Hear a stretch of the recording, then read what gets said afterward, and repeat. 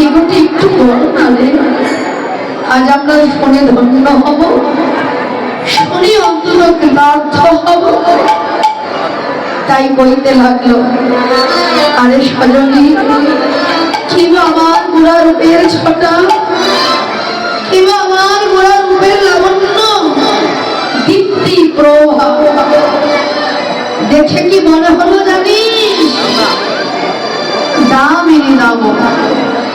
গগনে যদি বিদ্যুৎ চমকায় চোখ ঝলসে যায়। আমার মনে হলো এরকম একটি নয় রে, অসংখ্য বিদ্যুতের মালার ছটাকেও যদি পণ্যভূত করা যায়, অসংখ্য বিদ্যুতের মালার ছটাকেও যদি একত্র করা যায়, ওই অসংখ্য বিদ্যুতের মালার ছটাও যেন আমার গৌরাঙ্গ রূপ লাবণ্যের নিকটে পেরে। ওরা বললেন, আচ্ছা গৌরাঙ্গের এই তনখানা তো অপ্রাকৃত বিজলী দ্বারা তুলনা করা হয়েছে, তো ওখানে কি মেঘ নেই? বৈষ্ণব কবি বলেন, আছে গো, মেঘ ছাড়া তো কোনোদিন বিজলী হয় না।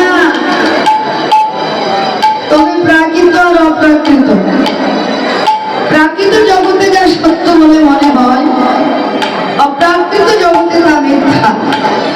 প্রাকৃত জগতে যা মিথ্যা, ওই জগতে তাই সত্য। প্রাকৃত জগতে যার কোনো মূল্য নেই, অপ্রাকৃত জগতে তা মূল্যায়ন করবার সাধ্য বিশ্ব জগতে কারণে। এক কথায় প্রাকৃতির উল্টো অপ্রাকৃত। তাহলে প্রাকৃত জগতে মেঘের মধ্যে বিজলী লুকিয়ে থাকে, উল্টো হলে কি হয়? ওই বিজলীর মধ্যে মেঘ লুকিয়ে থাকবার কথা। তত্ত্বজ্ঞ বললেন, হ্যাঁ গো, তাই তো রয়েছে। কারণ ওই কৃষ্ণ মেঘ